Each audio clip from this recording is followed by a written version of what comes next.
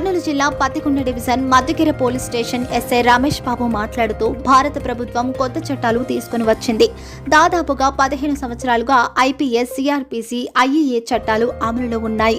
దానిలో భాగంగా జూలై 1, 2024 సంవత్సరం కొత్తగా బిఎన్ఎస్, బిఎన్ఎస్ఎస్, డిఎస్సి చట్టాలు కొత్తగా అమలులోనికి వచ్చాయి. ఈ చట్టాలు ప్రజలకు అతి దగ్గరగా చెరువులోకి రావడానికి ప్రభుత్వము ఈ చట్టాలను తీసుకొచ్చిందని, ఇందులో కొన్ని చట్టాలు ఉన్నాయని, ఓఎఫ్ఐఆర్ అంటే స్టేషన్ పరిధిలో లేకున్నా ఎక్కడైనా ఏ పోలీస్ స్టేషన్ అయినా ఓఎఫ్ఐఆర్ చేయవచ్చును. ఇంకను ఎలక్ట్రానిక్ ఎఫ్ఐఆర్ మరియు ఈఎఫ్ఐఆర్ ఎవరైనా స్టేషన్కు రాలేని పరిస్థితిలో ఉన్న మెసేజ్ ద్వారా కూడా పంపవచ్చు.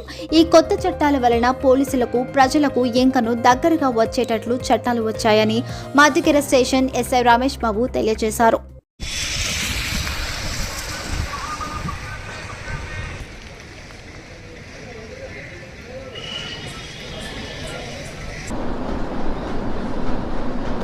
నా పేరు రమేష్ బాబు అండి. నేను మధ్యగిరి ఎస్ఐగా పనిచేస్తున్నాను.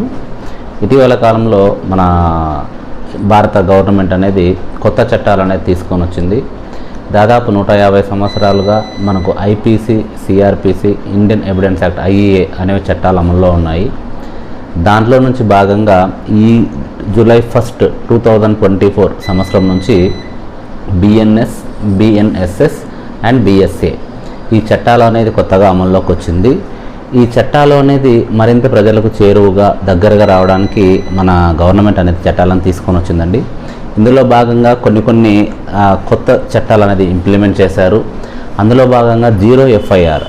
ఈ జీరో ఎఫ్ఐఆర్ అంటే జ్యూరిడిక్షన్తో పని లేకోకుండా, అంటే స్టేషన్ పరిధితో సంబంధం లేకోకుండా ఏ కంప్లైంట్ అయినా, ఎక్కడైనా, ఏ పోలీస్ స్టేషన్లో అయినా కంప్లైంట్ ఫిర్యాదు చేయొచ్చు. దాన్ని వెంటనే కన్సర్న్ స్టేషన్ హెచ్ఓలు జీరో ఎఫ్ఐఆర్గా కేసు నమోదు చేస్తారు. ఇమ్మీడియట్గా కేసు ఎప్పుడైతే జీరో ఎఫ్ఐఆర్ రిజిస్టర్ చేసిన వెంటనే కన్సర్న్ పోలీస్ స్టేషన్కి మెసేజ్ వెళ్తుంది అండ్ కన్సర్న్ వీళ్ళకు కంప్లైంట్కి కూడా మెసేజ్ వెళ్తుంది, జీరో ఎఫ్ఐఆర్. అండ్ ఇందులో భాగంగా నెక్స్ట్ ఎలక్ట్రానిక్ ఎఫ్ఐఆర్, ఈఎఫ్ఐఆర్ అంటారు.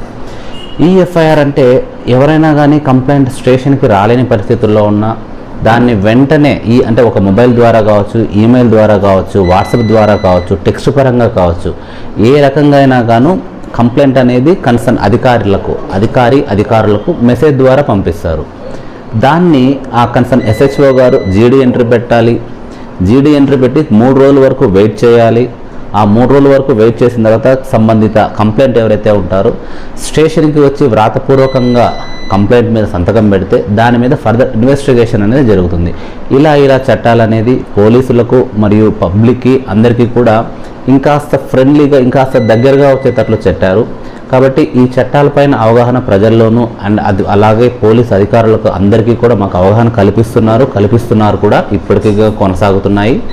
అండ్ అలాగే ఈ కొత్త చట్టాల గురించి ప్రజల్లో కూడా ఒక మంచి వాతావరణం కల్పించడానికి మేము కూడా వాళ్ళకు చిన్న మీటింగులు పెట్టుకుంటున్నాము. వాళ్ళకు కూడా అవేర్నెస్ కల్పిస్తున్నాము. వాళ్ళకు కూడా పాంప్లెట్స్ అనేది డిస్ట్రిబ్యూషన్ చేస్తున్నాము. ఇలా చట్టాలు అమలు చేస్తున్నామండి. థ్యాంక్ యూ, ధన్యవాదాలండి.